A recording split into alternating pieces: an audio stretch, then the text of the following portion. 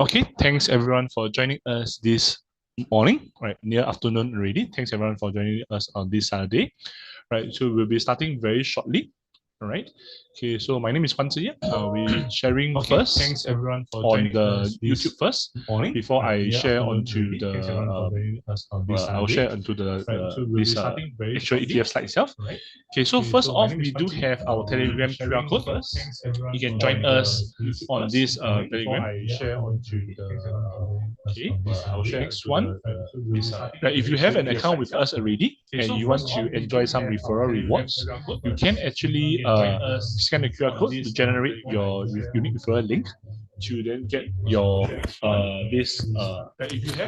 share with your friends and family members to earn the referral rewards up to $60 per account referred if they do open and fund the account. All right.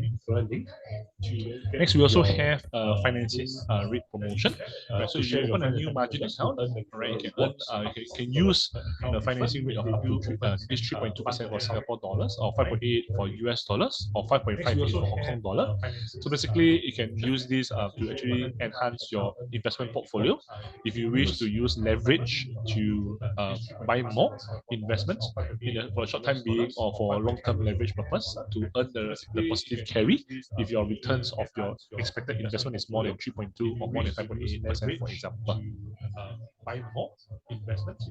Yeah, there's echo, is it? For long-term leverage purpose. Give me a moment. The positive carry if your returns of your expected investment is more than 3.2 or more than 5.8%. Give me a moment. Yeah, there's echo, is it? Give me a moment. Give me a moment. I try to take a look. Give me a moment. Yeah, there's echo. Okay. Let me know if it's better now.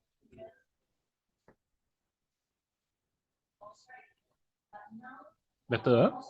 Okay, sorry for the technical issue. Sorry for the issue. Right, so I will continue first. Let me know if there are any other issues along the way. Thank you very much. Okay. Okay, so today's sharing will be on this UOB Ping An FTSE ASEAN Dividend ETF. All right, so they'll be sharing more. Our UOB colleagues will be actually sharing more about this ETF later. But before they start, we let it know the ETF is already ongoing for IOP process from between 7th January to 23rd January. So it will end next week. All right. The listing date is on 29th and it's $1 per unit minimum quantity to purchase or to apply for is 100 units. And there's no commission for this application period. And previously, if you have joined us before for the previous session or not, there was a previous transfer fee to CDP, which is now waived. So there is no cost for all account type that's eligible to apply, except that you cannot apply on cash account from Phillip. So there's no need to worry about allocation as well. It's a full allocation. So there's no need to buy more than what you desired because you're afraid that you get allocated a smaller amount. You will get a full allocation. So just apply for what you wish to receive for this IOP itself. Okay, and for the reward itself, you can receive up to $500 of cash credit. So you earn $10 for every $5,000 invested during the IOP period. It's only IOP period, and you can only invest it in cash. After the listing date, you can invest in cash or SRS, but there will not be this cash credit requirement. But there is some T&Cs for this cash credit. You need to hold for at least 1 month after the investment, after the ETF is listed, right? So you can find out more in the T&C in the page itself. Okay, so also to share also is that you can log into the account and then you can go to account management online form, subscribe through the Poems website, right? Not the app, only Poems website. And the main thing is that you must note is you must have sufficient funds in the account by 23rd of January, Friday, by 5 p.m. So it's next Friday by 5 p.m. the account must be funded for the application. Right, so I'll just share here the account management, stocks, online form, and the IPO form. Then you can skip any of the particulars, and then you can go to confirm the particulars first, and you can apply by clicking on the ETF that you want, all right, and press apply. Okay, and then you key in the amount that you want to invest in, and then they will show you the amount, and there is no cost involved, so it's just the value of units that you want is also the value of funds to be applicable, right?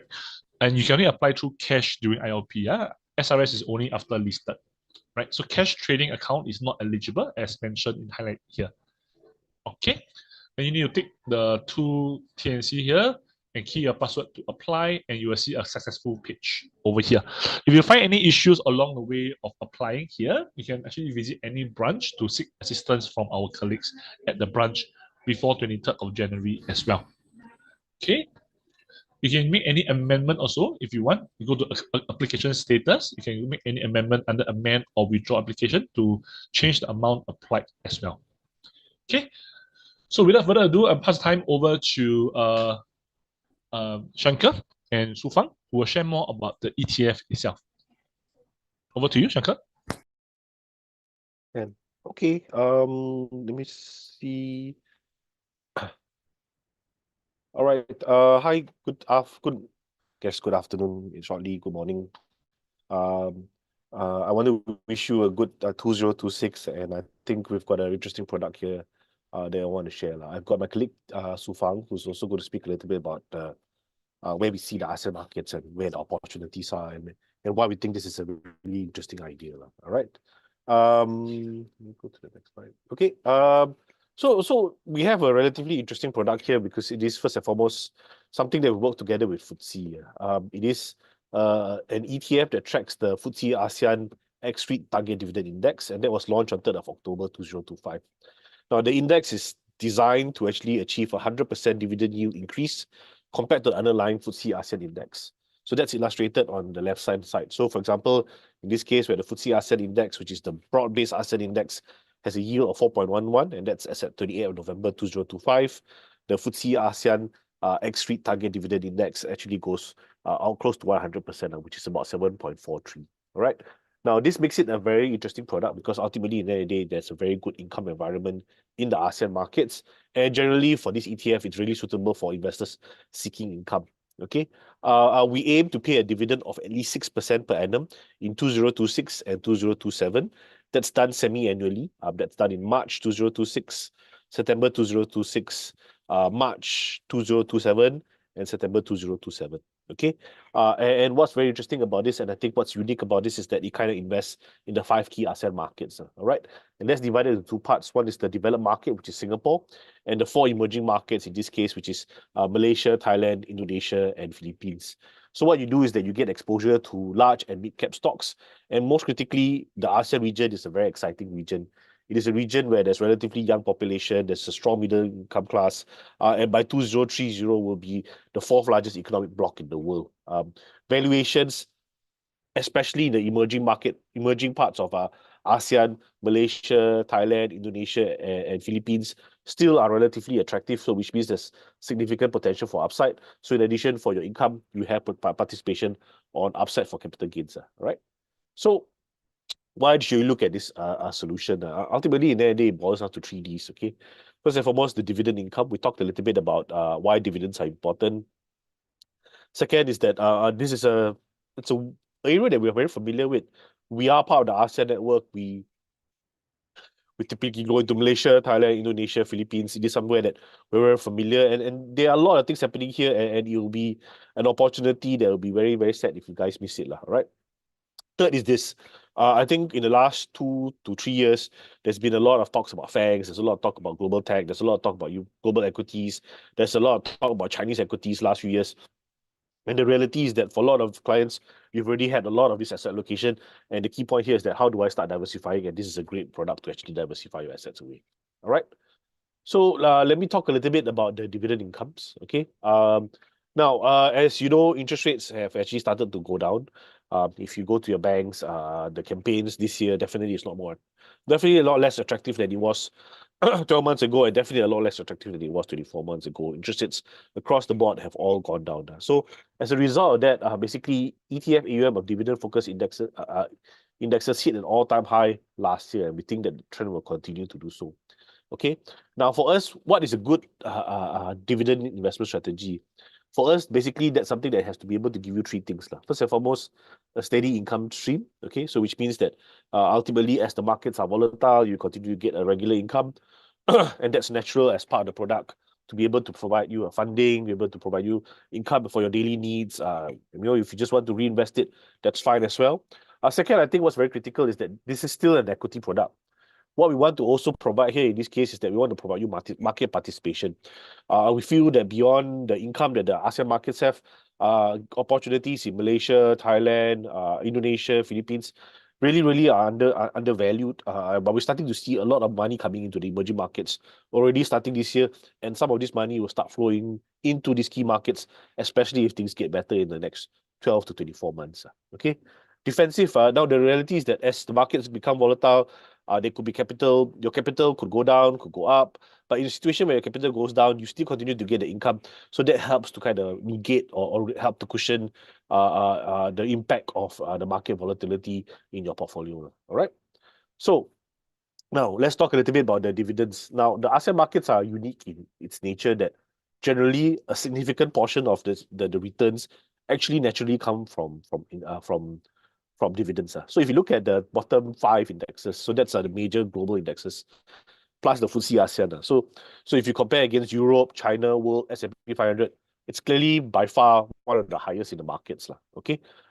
In fact, it's even higher than the Straits Times Index. And if you look at the index that we have worked together with FTSE, that goes beyond everything else, right? Above the Straits Times Index, above the REITs Index. And that means that there's a lot more income opportunities in this market that people don't realize on. Okay. Then if you look at the demographic opportunities, let me pass on to my colleague Fang. We'll talk a little bit about why the ASEAN markets is so interesting. Today, there are not many investors who look at ASEAN as a whole, and we think that's something that people really need to start looking at because there are significant opportunities in this market. Yeah, Fang. Hi, thank you, Shankar. Good afternoon, everyone. I think when I think about ASEAN, what really makes this region special, as Shankar has actually mentioned earlier, is that if we look across the markets, there's one similarity across these markets itself in the sense that we have this rising middle class cohort. So if you look at the population in ASEAN, half of the population in the region is actually under 30. And what this really means is that as your disposable income actually grow, so do aspirations and a desire to actually improve one's standard of living. I think everybody would want to own a bigger house, you want to drive a better car and enjoy the finer things in life. And this is actually what will drive this domestic consumption and power the corporate earnings for many of the companies in the region. ASEAN itself is made of 5 countries, right? Singapore, Indonesia, Malaysia, Thailand, and Philippines. On its own, we are fairly small in terms of GDP compared to the global markets. But as a whole, we are actually quite significant. As you can see, we are projected to actually become the 4th largest market by 2030. Also, I would mention that ASEAN itself is strategically located along the major maritime and global aviation logistics route. This is important in the sense that because of this strategic competitive advantage, ASEAN really is able to actually tap onto this advantage and shine. We've seen that throughout the economical recessions and uncertainty. Markets have been fairly resilient. We continue to actually receive FDIs, foreign direct investments, continues to flow into the region.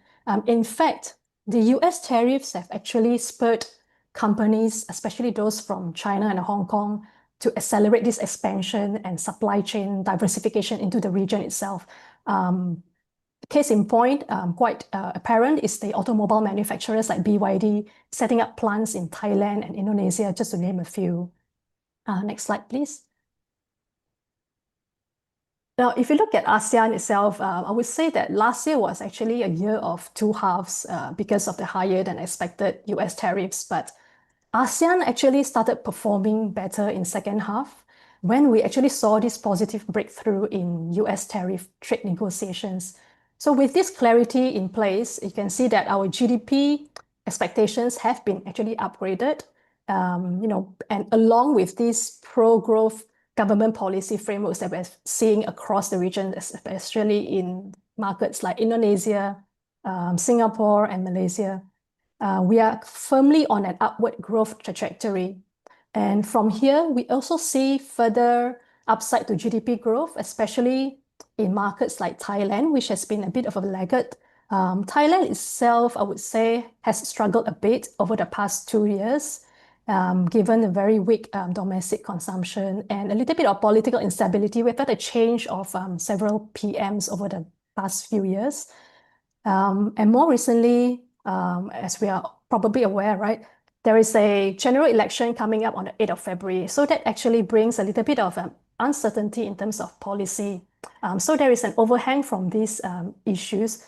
But we believe that once the election is over and if there is a strong mandate win, we could potentially see a pop in the market, given where valuations are for Thailand market and given the very low market expectations, that could actually drive a rally in the Thai equity market itself.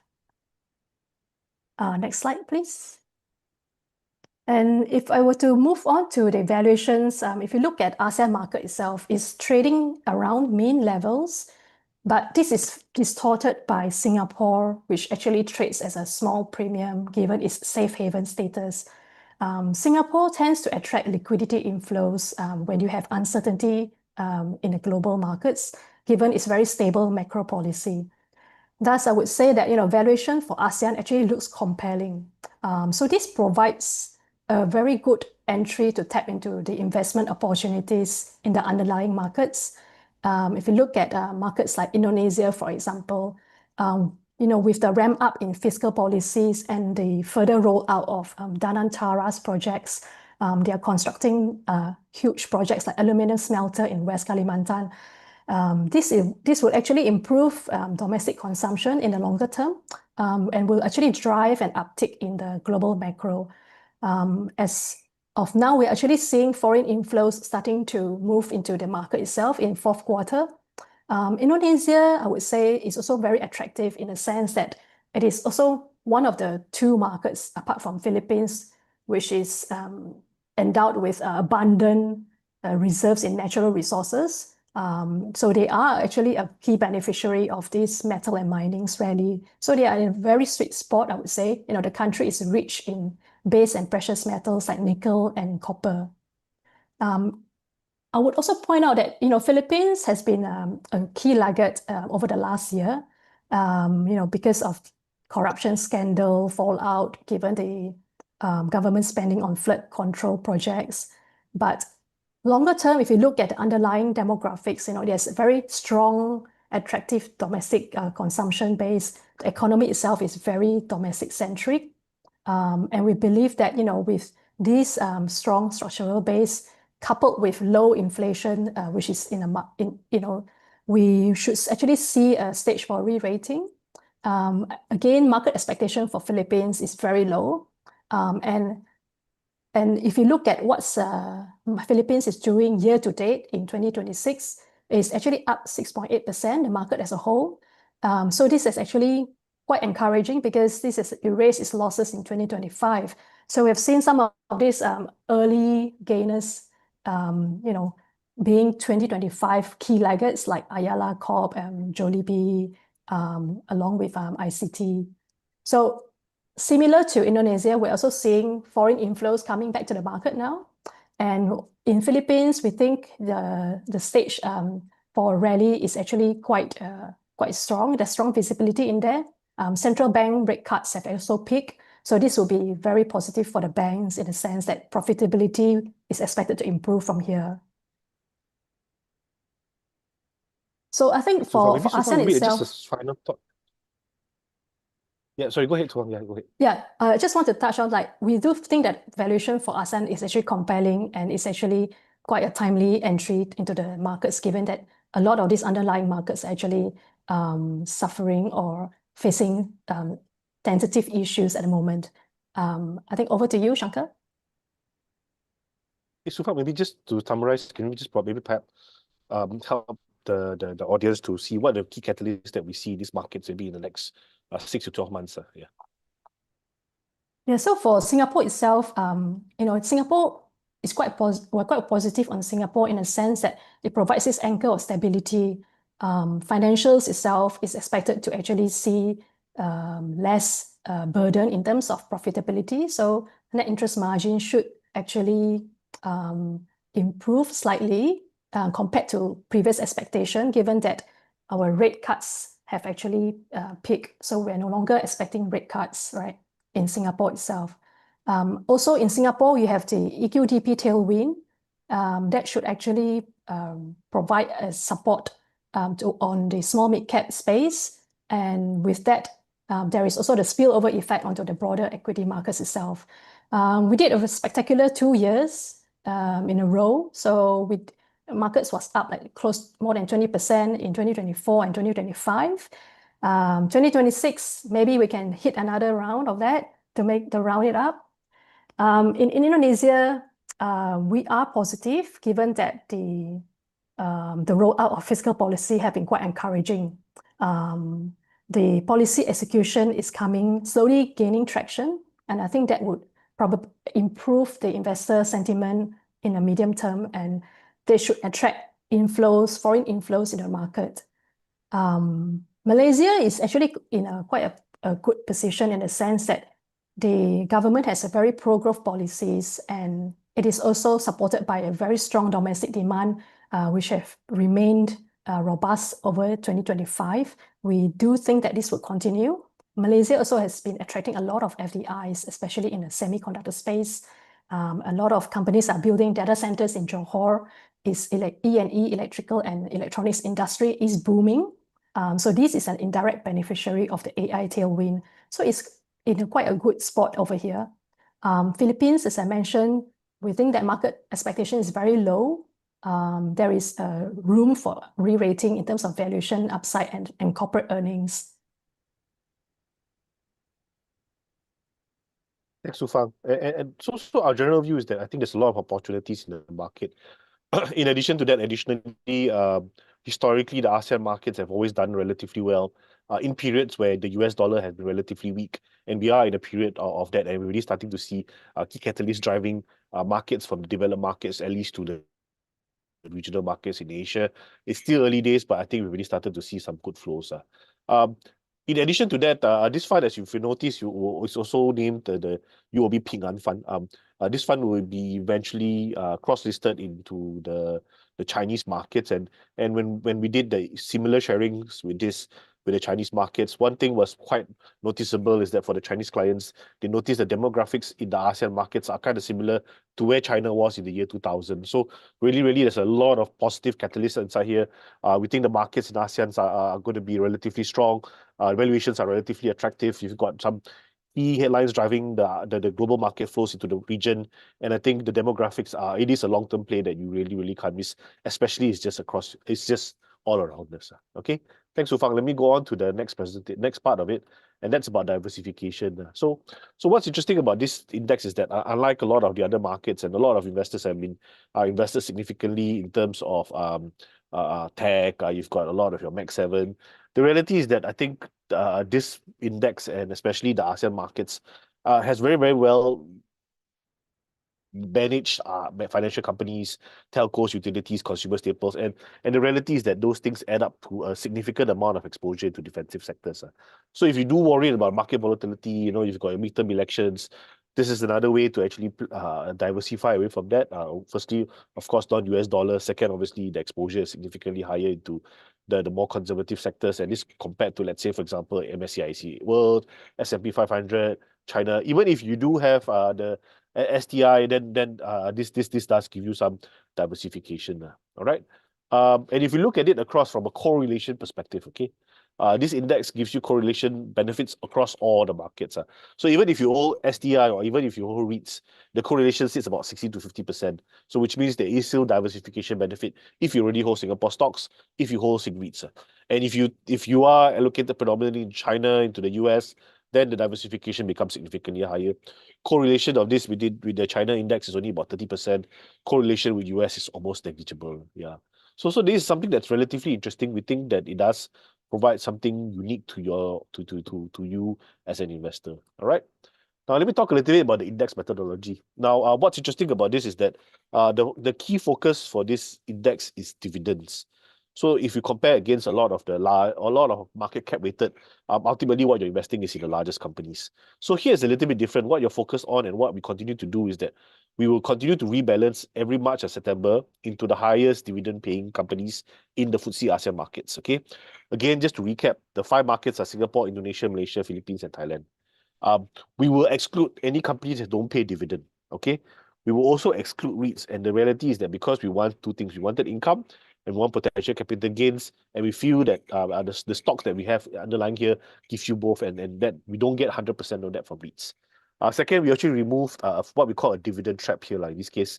So companies that pay irregular dividend are removed. Companies that actually where the dividend is higher because of a negative re-rating or because of a significant drop in price are also removed. Okay, then basically they have a target dividend exposure, and that's rebalanced to 100%, and that's done every time in March and September. So this creates something relatively unique. Okay, so what it does is that actually it buys low and sells high. Every time, whenever we rebalance, we allocate a higher weightage to higher yielding stocks that generate higher income returns. So stocks that had already had a good dividend, but the prices have gone up, and as a result, the dividend has gone down, we will basically lock in the profit, and we will move into higher yielding stocks. And we do this again and again and again every 6 months. So what it does is that over time, basically what you see is that the turnover for this is about 20-30%. So you do see something that is a little bit more unique. There is a, how I say, at least a profit locking mechanism in this case that will continue to go on and on and on and again. All right. So if you look at the index characteristics, it's quite interesting. Now, if you look at the industry exposure, we spoke a little bit about it. There is a little bit more exposure into the defensive sectors, but let's look at the country exposure as well. So if you buy the pure FTSE ASEAN index, 40% of it is specifically Singapore, and 60% is the rest of the ASEAN markets. In this case, it's a little bit more different. What we have is that you are still anchored to Singapore. Singapore is the largest allocation in this index, but 70% of the assets actually sit outside of Singapore. So which means that the potential capital gains, the potential to benefit from markets rating are significantly higher. So you get your income and potential upside. And today, where we are allocated, like what Su Fang says, countries that are benefiting from the natural resource thing, AI, Indonesia, a little bit in Thailand, as well as Malaysia. What's also interesting about this is that as an investor, you don't need to convert your Sing dollar to Thai baht, Philippine peso, Malaysian ringgit, Indonesian rupiah. All you have to do is basically invest in UPD. It's listed in Sing dollar, and everything is done via the ETF. So it's a relatively efficient way to invest in the ASEAN markets. We don't think a lot of investors have exposure to Indonesian banks, Malaysian banks, Singapore names, as well as Thailand names. And this is a very interesting opportunity that you can do so in a relatively easy way. All right. Now, if you look at the names, actually the reality is that the names are very, very familiar. This ultimately what you're investing today are the local champions, the local winners. In Singapore, you've got DBS, OCBC, UOB. Indonesia, you've got Mandiri Bank Rakyat. In Malaysia, you've got Maybank. Thailand, PTT, Siam Commercial Bank. So really, really not unknown names, but names that actually are relatively robust, names that define certain countries, and that gives you some comfort in terms of the names that you are investing with in this ETF. Right? So let me just wrap this up. I think we have a relatively interesting solution for you. We think that today most investors are underweight in terms of the ASEAN markets. And what we have here today is something that's quite unique. This is an ASEAN dividend paying portfolio, so you do get a relatively good income. At the same time, you're able to participate in these markets, which today are relatively attractively valued, and there will be some potential gains upside if the markets get related. Currently, during the initial offer period, we only have the Sing dollar ticker available, which is UPD, and then post the offer, the US dollar ticker UPU will be made available. Okay, you can invest using your cash or your SRS funds, but like what the moderator mentioned earlier, the SRS funds are only available once the ETF is listed on 29th of January. Okay, there's no minimum lot size. Okay, and let me just summarize it in one last slide. Okay, and this is the slide that I started with. So we have something relatively interesting here, and we think that there are not many opportunities out there. First and foremost, we track the ASEAN X-REIT Target Dividend Index, and that was launched on 3rd of October 2025. The aim of this is to achieve 100% dividend yield increase compared to the underlying FTSE index. And as at 28th of November, the ASEAN yield was about 4.11 and the ASEAN REITs are about 4.7.43. So naturally, this is suitable for investors who are seeking income. For the next 2 years, 2026 and 2027, we will pay at least 6% per annum, and that's done semi-annually, March, September 2026, March, September 2027. We invest in the 5 key ASEAN markets, the developed market being Singapore, and that kind of anchors everything in. And then today we are invested 70% into the rest of the 4 markets, being Indonesia, Malaysia, Thailand, and Philippines. This gives you exposure to large and mid-cap stocks in the region, but in many cases, a lot of these names are regional champions. And should ratings happen and as money continues to go into the ASEAN markets, this could be an additional opportunity for capital gains. Okay. That's it for us. We are entering into the last week of the initial offer period that ends on Friday. I'll get the moderator to cover that a little bit more. Yep. Over to you, sir. Right. Yeah. Thanks, Shankar, for the sharing. Right, so we'll go to the Q&A, right? Before I share again on the live website on portal to see how you apply. Right, so we do have some questions, right? So maybe we start with one is, I think, since the name suggests there's a Ping An there, so there's a few questions on this. So where does Ping An come in and who manages the fund? Is it run by Ping An? Yeah, sure. So, like I mentioned earlier, 2 things. First and foremost, if you see the cycle of this, it's basically it's called UOBM Ping An. So UOBM is the fund manager. We are the guys who do the thing. Ping An is going to be our distribution agent in China and purely distribution only. That's all. Yeah. Right. Thank you very much. Okay. So another question I think we should mention about 2027 for the dividend payment. So one question is asking what happens to the dividend payment or maybe the policy after 2027. So basically what will happen is that we will then look at the dividend yield of the underlying index. What's the average for the last 12 months? And that will basically be the new dividend payouts. Historically, that range typically is between 5 to 7%. Right, Ken. Okay, so the next one is you mentioned 8.6% yield from the fund, I think one of the slides. How are you able to outperform the other markets so high at like STI is 4.5% and whether or not it is sustainable in the long run? Okay, so that's a good question. So the reality is that actually the Straits Times Index have actually done a little bit better than the ASEAN markets. If you go to the FTSE website and look at the performance, the ASEAN high dividend has done slightly lower than the FTSE, the Straits Times Index. And because the Straits Times Index has done a lot better, then obviously the dividend yield is a little bit lower. So in this case, actually what's happening today is that why the yield is higher is that actually the components outside of Singapore, particularly Indonesia, some parts of Thailand and in Malaysia, the performance hasn't been so good. The stock price performance hasn't been so good, and that's why the dividend yield is a little bit higher. So what we're saying here is that you've got opportunity to continue to collect the dividend, and as the market picks up, obviously you get better returns. So what we're trying to say is that the Singapore market has done a lot better, the US market has done a lot better, but we think going forward, where the valuations are, the ASEAN markets become a lot more interesting. So with any market, there will be situations where ASEAN outperform or STI will outperform. It will never continuously outperform. But what we're highlighting today is that because of the situation today, the ASEAN yields are relatively attractive. The ASEAN valuations are relatively attractive. And if the market starts to catch up, especially what we're seeing here, then obviously you will see an outperformance of the ASEAN markets in the coming years. Yeah. Right, thank you. Okay, so the next part will be on the dividend first, and also rebalancing. So is the dividend accumulated? If it's paid out and how frequent it is, plus I think is how frequent is the rebalancing. And the last one is relevant to it is, does the ETF pay dividend out of capital? Okay, sure. So 2 things, right? Okay, let me talk about this. The dividend payout is done in March and September. All right. That's the frequency of the dividend. All right. Second is that the rebalancing is likewise done in March and September together with the distribution payouts. Okay. Now the distribution payout, can we pay out only from income? The answer is no. We can pay out from capital. We can announce from capital gains, and we can also pay out from income. The underlying instrument itself has a natural yield, and that will pass through. But obviously, it doesn't come through all together in one shot. So what you will see is that we will help to aggregate. And the reality is that in 2026, the first few, a certain percentage, if not a large percentage of it, will definitely come out from capital. Yeah. Right. Next one. Okay, so before I comment on the one on how to apply is why is the finance sector percentage so high in the contingent Sure. list, and whether or not it will be affected by Okay. the Fed rate cuts?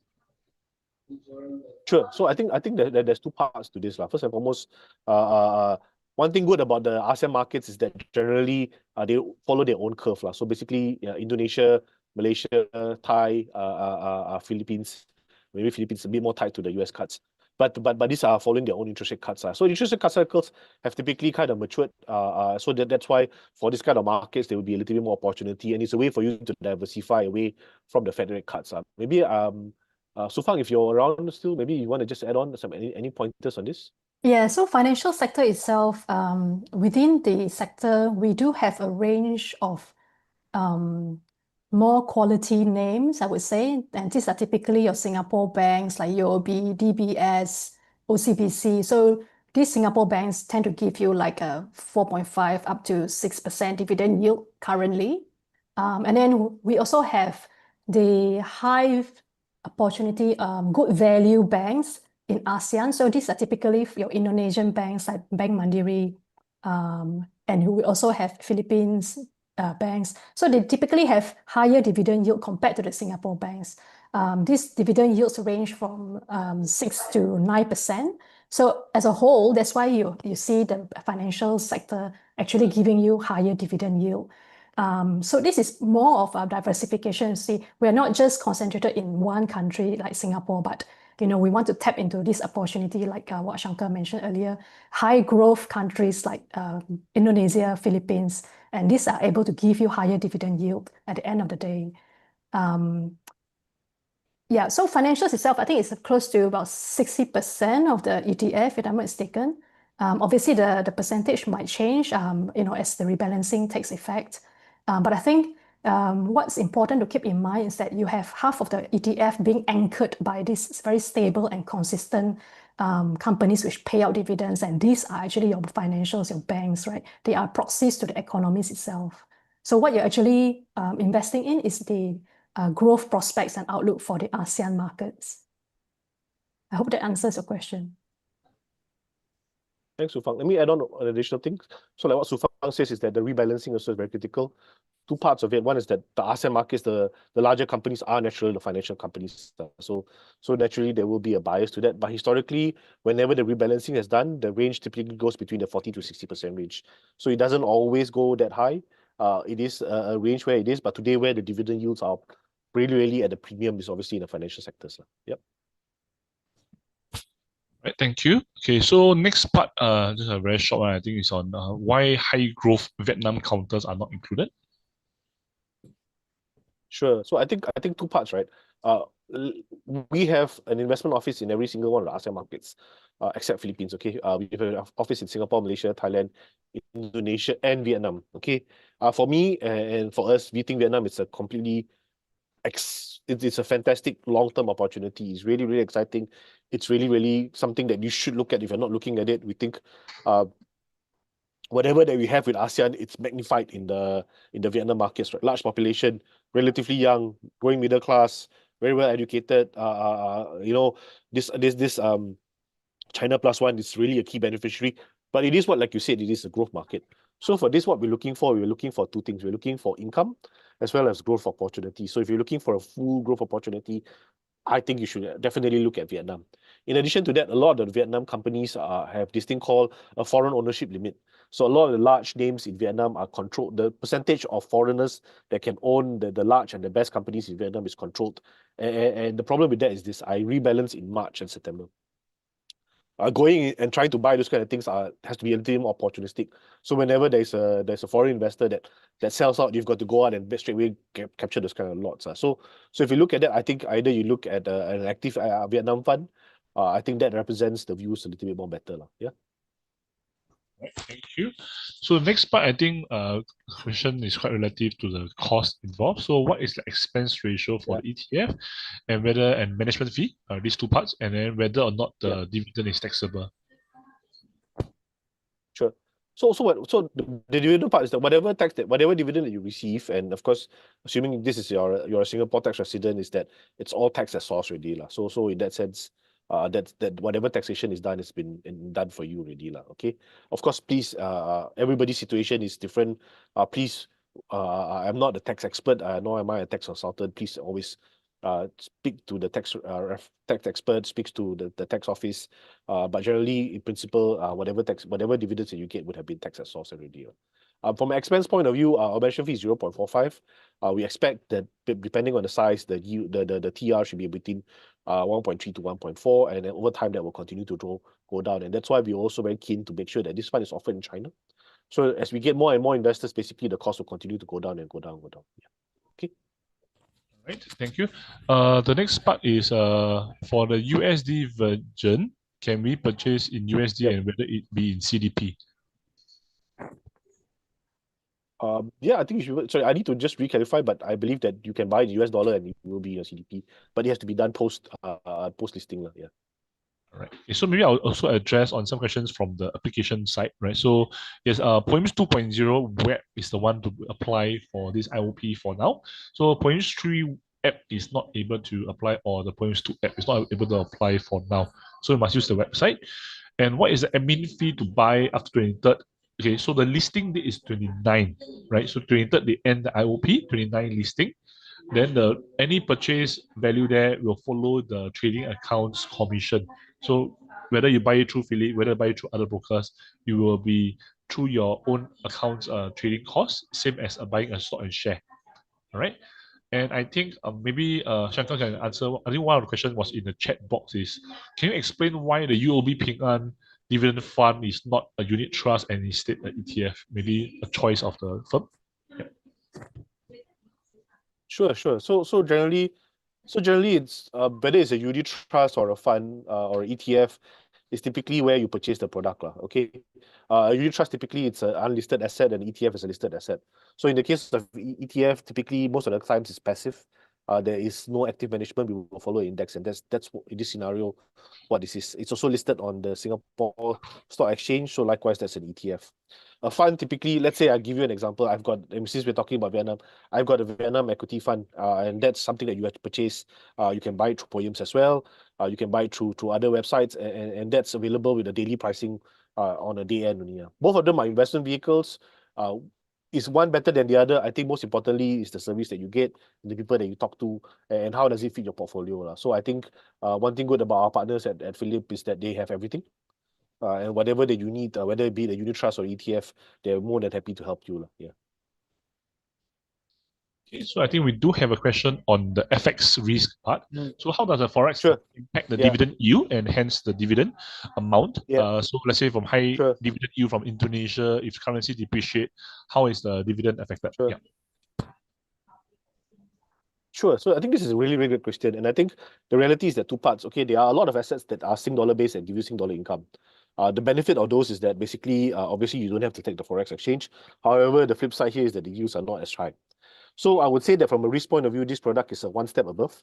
But you must understand that risk means that both sides there's two sides of the coin. One is obviously there will be a little bit more volatility in terms of the FX. But the flip side here is that a strengthening rupiah or a strengthening ringgit in return actually delivers a better returns. Okay, so we think that in the long run, ultimately that delivers more capital gains. We're not hedged in this case because two things. For example, a weak Sing dollar or doesn't necessarily mean it's a bad thing for the economy. It's actually potentially could be good for the stock market.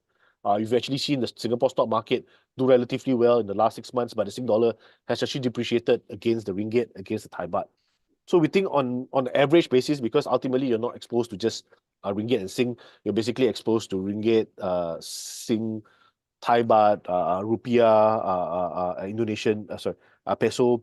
At the end, basically this it kind of neutralizes it in the long run. In short-term periods, there could be two things. They could potentially actually make money from it, and potentially that could impact your returns as well. So we do think that because we're quite diversified, this is a neutral point of view, but we do think that a weaker or a stronger one really depends on the underlying assets. Yeah.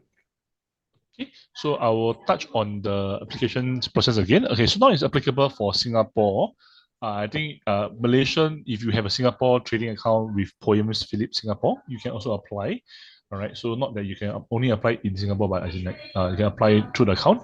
All right, let me share the process first. Give me a moment. Okay, so you should be able to see my Chrome soon. Yes, I think you'll see my Chrome browser. Right, so when you log in under your browser, under account management here, under account management, under stocks, there's an online form, right? Then you will see IPO subscription online irrevocable form. You click on it.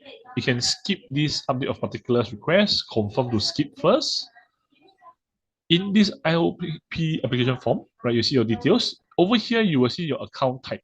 So a cash management can apply, no issues. Only cash trading account cannot apply. So if you're having a cash trading account and you wish to apply, then you look for your trading rep to see how you can apply either through a different account or through changing your account to a cash management account.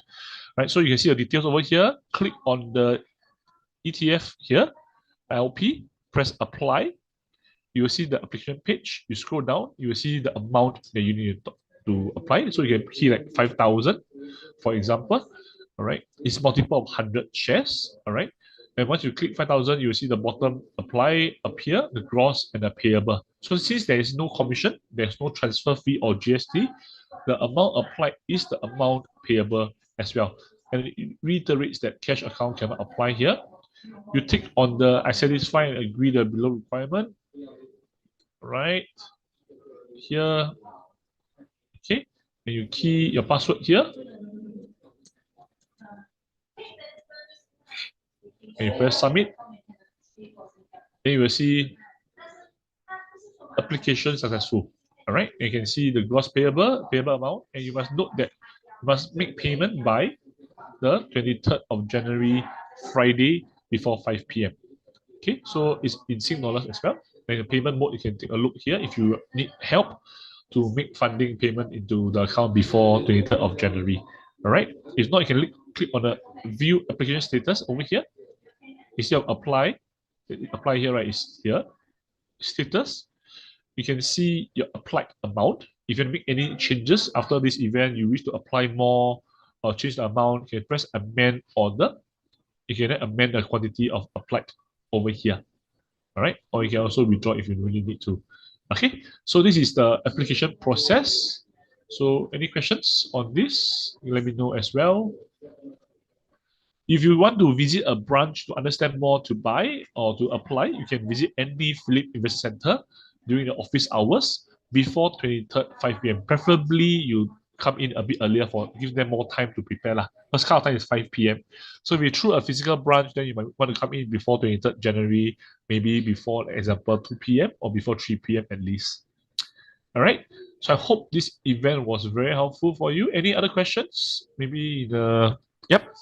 For cash management account, yes, the account can be deducted from the funds already in the trading account. There's no need to transfer. If you have existing funds in the account, no issues. You will directly deduct from existing funds in the money market fund for any account that have ledger. If your account is not yet funded, then you need to fund by 23rd of January.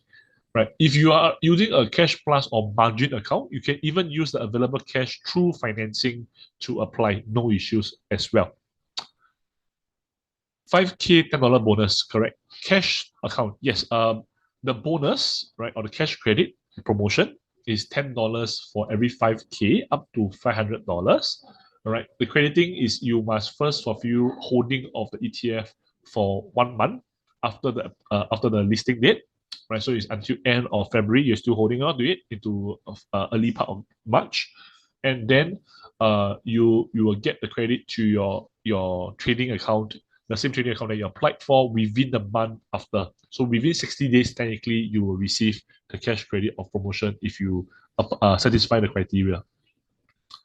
Subsequently, you can invest through a points platform. Yes, it's a listed ETF. You can buy and sell as per normal listed ETF, and you can buy through SRS after the listing date. You can buy through SRS after the listing date, no issues as well.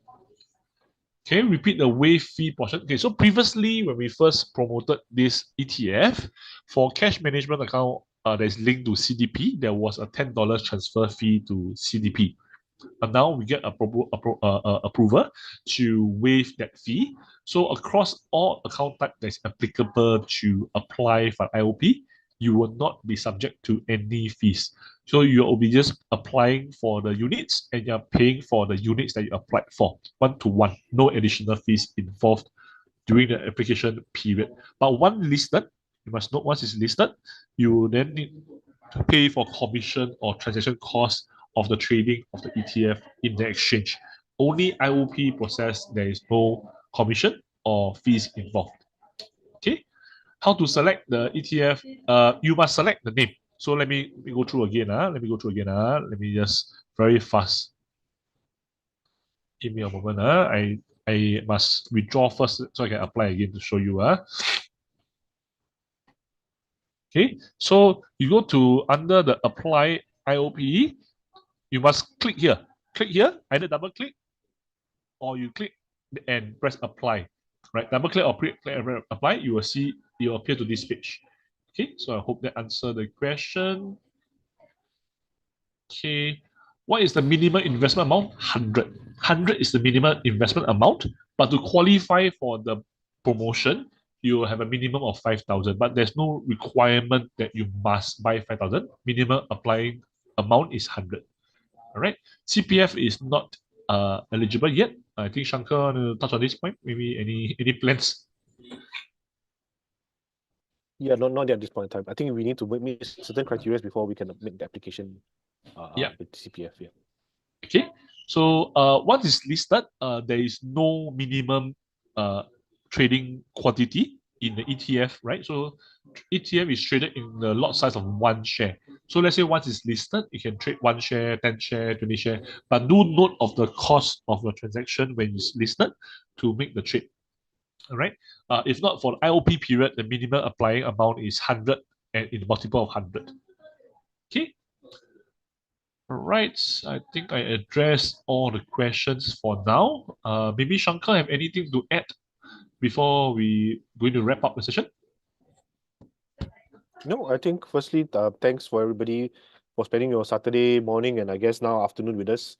Thank you for your time and I'm very excited to share this product with you guys. Okay. Yeah. So thanks Shankar and team for the sharing as well. Okay. So the ETF will park in custody based similar to your other Singapore shares of the account. So you apply through the account and your normal Singapore share purchase is in CDP, then this ETF applied will be in CDP. If you normally buy Singapore share and it's parked in Phillip custody, then you apply IOP through this account, you will then be in Phillip custody as well. All right, so thanks everyone for joining. And if you wish to review the session, this session was live on YouTube and thus the recording will also be available on YouTube. Go to PhillipCapital YouTube page, all right, under the live, the category, there's the videos there. This session and the previous session was both available there as well. All right, so I'd like to thank everyone for joining us this afternoon. All right, thanks and everyone have a great weekend ahead. Thank you. Thank you. Bye-bye. Thanks. Bye-bye. Bye-bye, everyone.